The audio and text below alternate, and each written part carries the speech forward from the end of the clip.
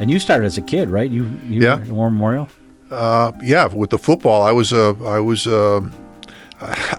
it's funny because the referees would come down the ramp at War Memorial, if you remember, and they would come through the tunnel, and just prior to going through the gate, I would always grab the hand of a referee, and I'd walk onto the field. Right. And I always would go to the visitor side, and I'd put a towel around my shoulder, and I'd grab a water bottle, and I knew that there was one security guard, and I forget his name. He was from South Buffalo. Yeah. And if he caught you on the All side... the best people are from South Buffalo, just so you know. Yeah, I know. Yeah. I grew up in South Buffalo. Me too. So anyways, if he caught you on the sideline without a sideline pass, he would literally put you in a hammer lock and walk you off the field. Yeah.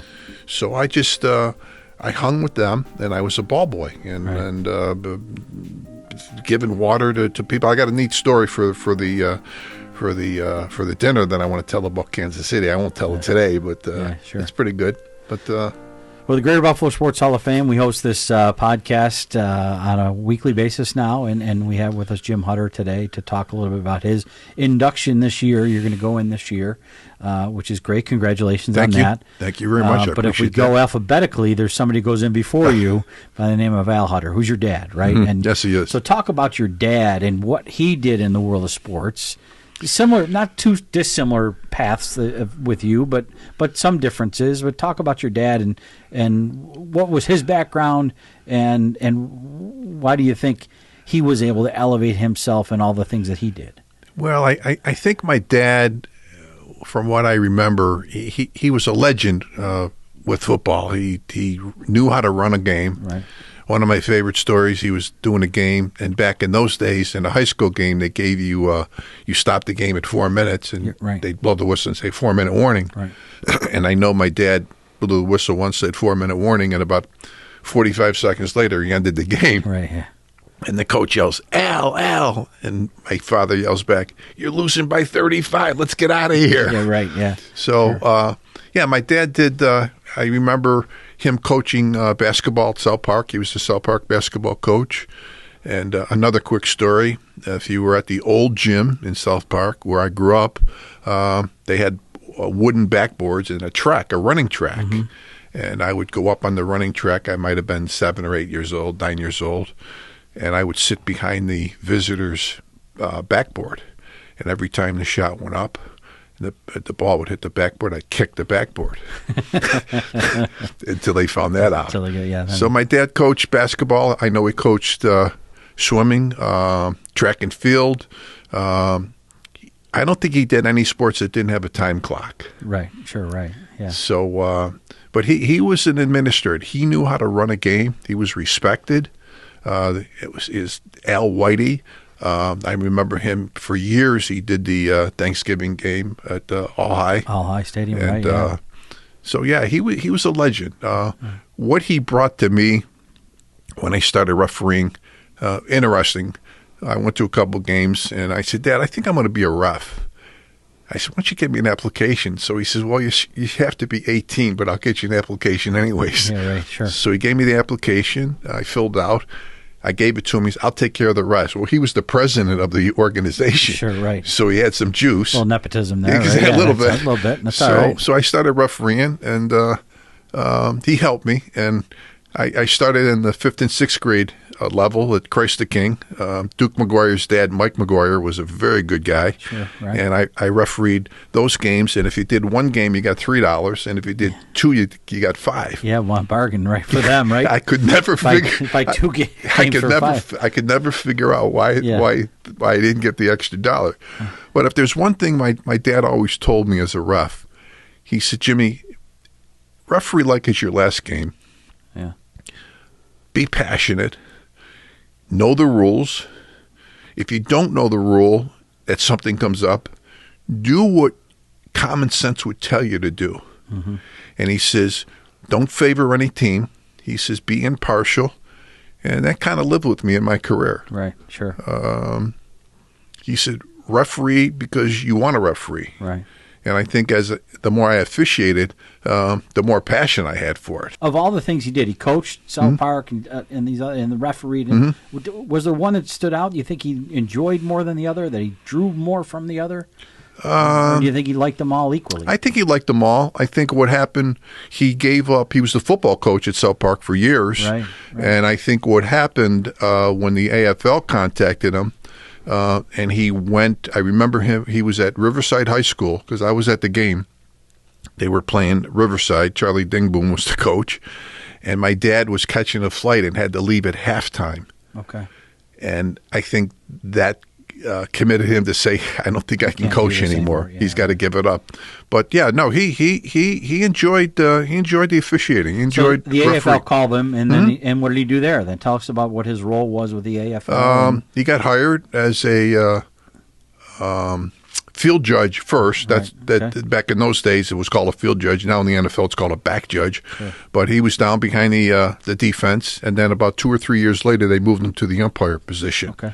As a back judge, a field judge, his number was 52, and when he moved to the umpire position and went into the NFL, his number was 28. Right. Okay. But yeah, he took me to in 1993. He took me to San Diego for the Boston Patriots San Diego Chargers game. Sure. The Chargers won 52-10. Right. Yeah. I've been to all the stadiums, Jepson Stadium in Houston. He took me to Frankie O Field in Oakland. Right. I remember going to a game in the Polo Grounds. So you got some perks of the job, huh? Yeah. You got to travel a little bit and see some games. Well, the one game he took me to in Miami. The Bill was 1966. The Bills, it was Miami's first year in the league, right? Yeah, and so we fly down. And I remember sitting at the beach, sitting at the hotel at the pool on a Friday, and I'm drinking a Shirley Temple, and I said to my dad, "Man, this is pretty cool. I think I want to be a ref." Yeah, right. Sure, right. So, not a big gig if you can get it right. Yeah, exactly. But yeah, he was.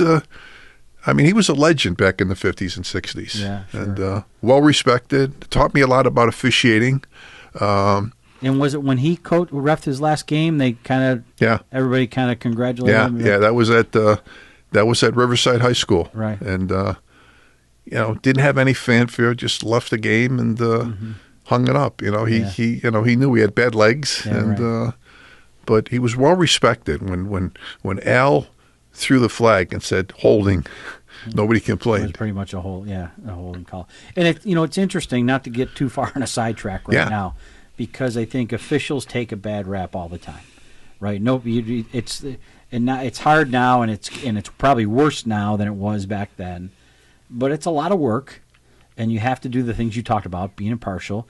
But you mentioned your dad had bad legs. It's very physically demanding, whether you're running up and down a field or up and down a court or on the ice, or crouching down behind the catcher.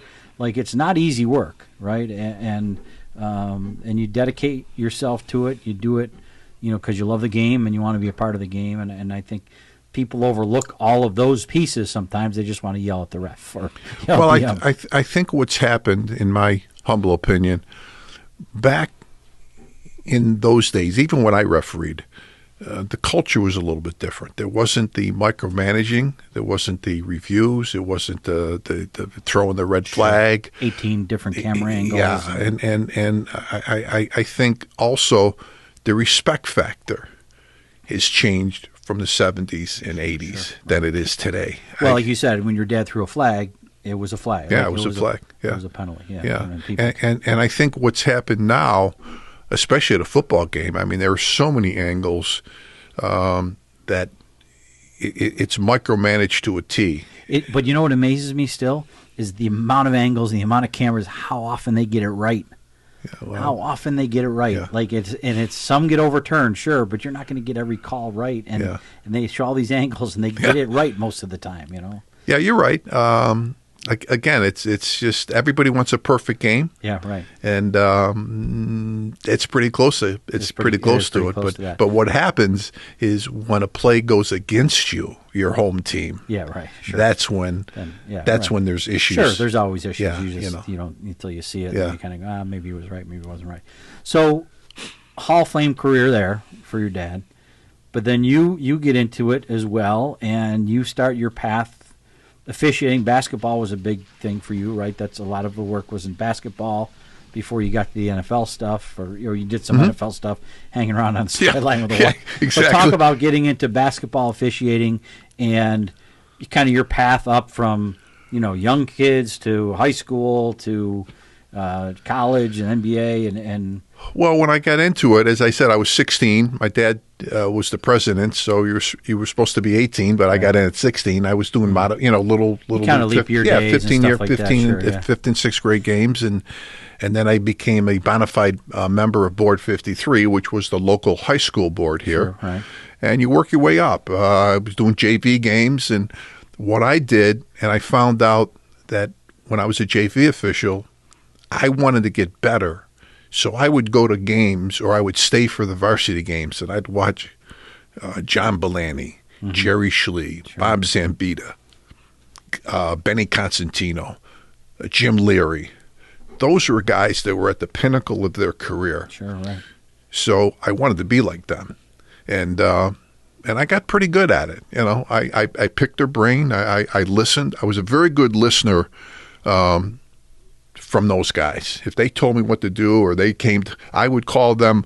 If I had the JV game, and I'd call John Belani and say, "Hey, John, do you think you could come and watch me at Star Point Friday night?" A little observation. And he'd say, "Jimmy, I don't think I can go watch the whole game, but I'll get there for the second half of your game." Right. Okay. So you got pretty good. Then I became a varsity official. Right. And after that, I applied to college. And got in. Back in those days, they had a JV. They had a freshman game, freshman team. Mm-hmm. And I remember doing Syracuse Bonaventure freshman game. Right. And what year would this be? That's a good question. I'd have to say roughly early 70s. Early 70s. Yeah. Okay. But I remember that game. I was standing on the baseline during a free throw, and I was getting hit with pennies from the students of Bonaventure. Yeah, they're funny that way. Yeah, exactly. You're a body guy. Yeah. Right? So anyways, and then I got elevated to college. Right. And then I said, geez, I want to take a shot at the NBA. Right.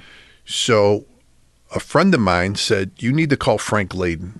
So Frank had the connection. So I called Frank. See, I'm a Niagara guy, really. Yeah, exactly. That's right. Yeah. So I called Frank. He says, Jim, you got to call a guy named Dick Bavetta. Right. And Dick Bavetta was an NBA ref. So I called Dick, and he said, well, if you got a endorsement from Frank Layden, he says, I'll put you in the Eastern League. Okay. That's the predecessor to the Continental League. Sure, right. So sure enough, I get into the Eastern League. Wilkes-Barre, Hazeltine, Scranton. So I worked in that for a couple of years. Then the league got bought by the Continental League, and Jim Drucker became the commissioner. Right. And Drucker's father, Norm, was the supervisor of officials for the NBA. Right. So that was the connection there. Sure. And I worked 9 years in the Continental League, which is unheard of. Sure, right. And then I got hired. So how long were you in the NBA? Just 2 years. A couple of years? Yeah. Who was the best player you had to referee? Well, Bird, Jordan. I mean, they were. When you're reffing those games, you see those guys, do you get awestruck? Like, I know you have to maintain that decorum of the official and all that stuff, but do you ever look at Larry Bird making that steal or that shot or that pass, or Jordan doing his thing, and you kind of go, not really. Wow, that's pretty good. One of the things I remember, and it's come up because I'm reading a book on betting. Betting is huge now, as you know. Yeah. But I remember walking out my first game at Madison Square Garden. I'm with Daryl Gerritsen and Bennett Salvatore. So it's Bennett Salvatore, Daryl Gerritsen, and me.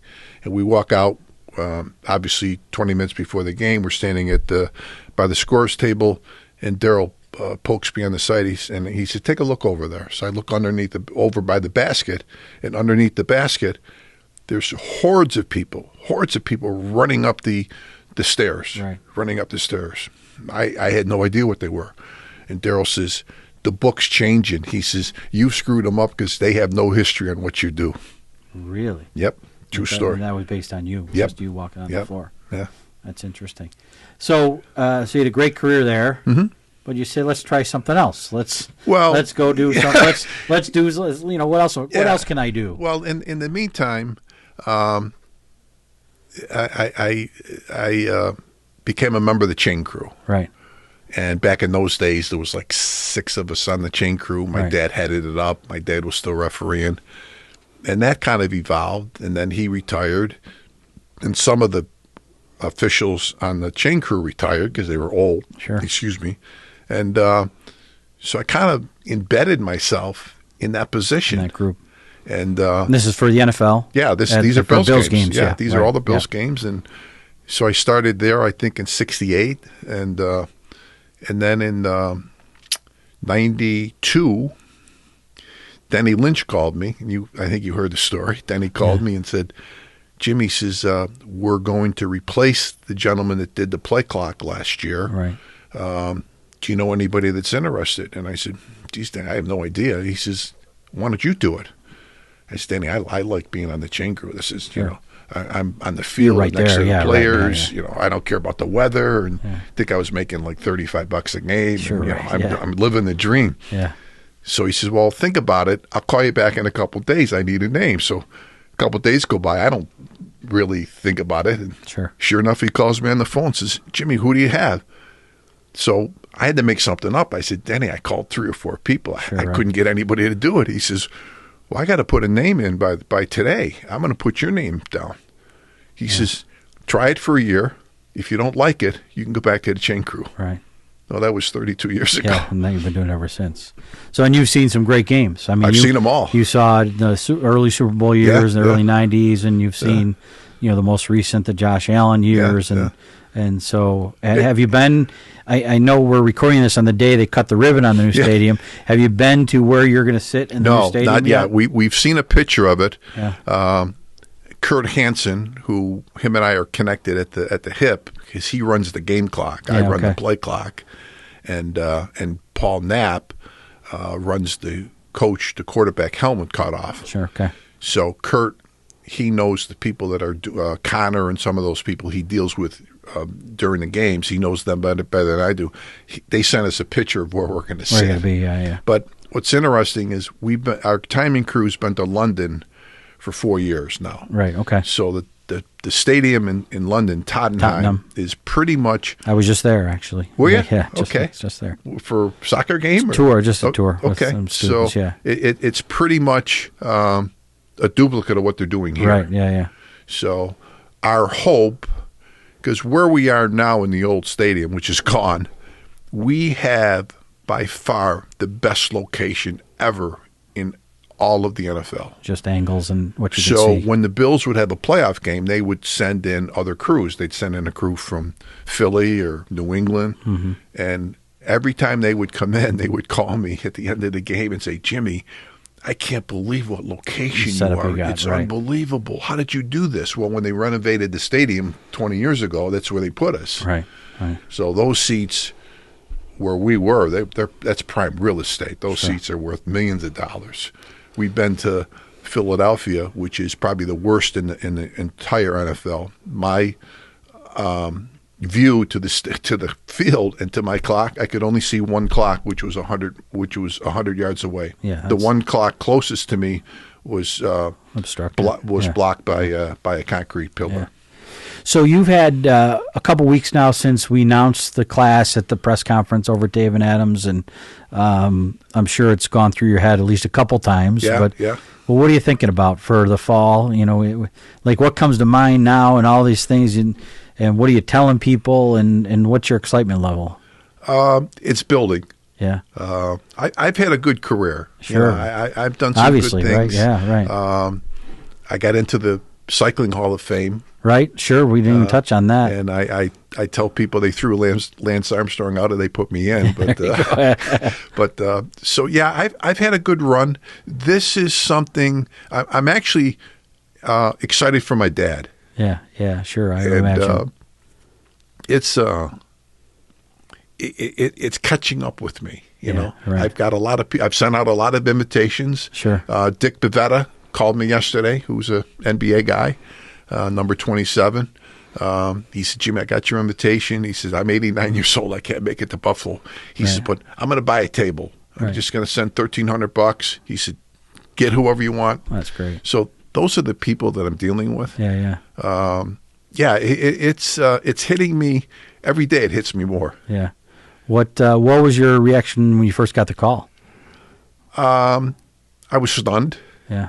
And I hung up the phone and I said, geez, this is pretty interesting because I've tried for a couple of years. I shouldn't say I've tried, but my name's been out there for a couple of years. Yeah, sure it has. So Yeah, right. It's it is what it is. And so when I hung up, I said, man, this is really happening. This is cool. It's really happening. Right, exactly. But I go back to my dad, and if he was here, my dad he was a low-key guy. Even though he administered, when he walked out on the field of the court, everybody knew Al Huetter was here. Sure, right. There's no nonsense. So I think he would be proud. Yeah, well, I'm sure he would, and I'm sure you're proud of him. I'm sure he'd be proud of you. Yeah. So it's going to build up. So Jim Huetter, cyclist, official, NFL off-field official. You've done an awful lot. Congratulations. Welcome to the class of 2026. Well, thank you very much. I appreciate it. It's great to have you with us. Thank you. I'm Tom Burns from the Greater Buffalo Sports Hall of Fame, and check us out on our social media pages. We're going to run these shows weekly, different guests, inductees going in this year, some past inductees. But thanks for being with us today. Again, congratulations, Jim. Thank you. I appreciate it.